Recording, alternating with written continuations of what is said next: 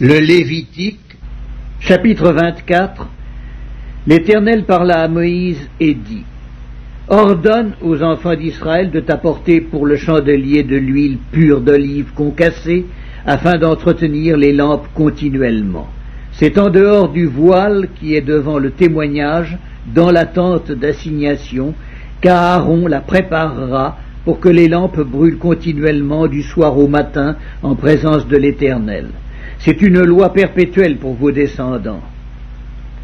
Il arrangera les lampes sur le chandelier d'or pur pour qu'elles brûlent continuellement devant l'Éternel. Tu prendras de la fleur de farine et tu en feras 12 gâteaux. Chaque gâteau sera de 2 dixièmes. Tu les placeras en 2 piles, 6 par pile, sur la table d'or pur devant l'Éternel.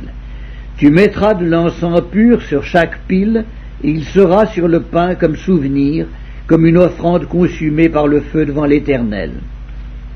Chaque jour de sabbat, on rangera ces pains devant l'Éternel continuellement. C'est une alliance perpétuelle qu'observeront les enfants d'Israël.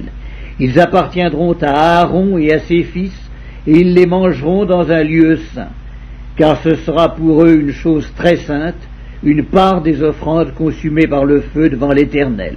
C'est une loi perpétuelle. Peine contre les blasphémateurs et les meurtriers. Le fils d'une femme israélite et d'un homme égyptien, étant venu au milieu des enfants d'Israël, se querella dans le camp avec un homme israélite.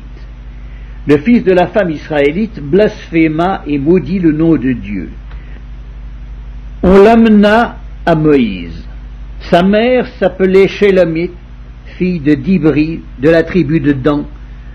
On le mit en prison jusqu'à ce que Moïse eût déclaré ce que l'Éternel ordonnerait. L'Éternel parla à Moïse et dit: Fais sortir du camp le blasphémateur. Tous ceux qui l'ont entendu poseront leurs mains sur sa tête, et toute l'assemblée le lapidera. Tu parleras aux enfants d'Israël, et tu diras: Quiconque maudira son Dieu portera la peine de son péché. Celui qui blasphémera le nom de l'Éternel sera puni de mort. Toute l'assemblée le lapidera. Qu'il soit étranger ou indigène, il mourra pour avoir blasphémé le nom de Dieu. Celui qui frappera un homme mortellement sera puni de mort.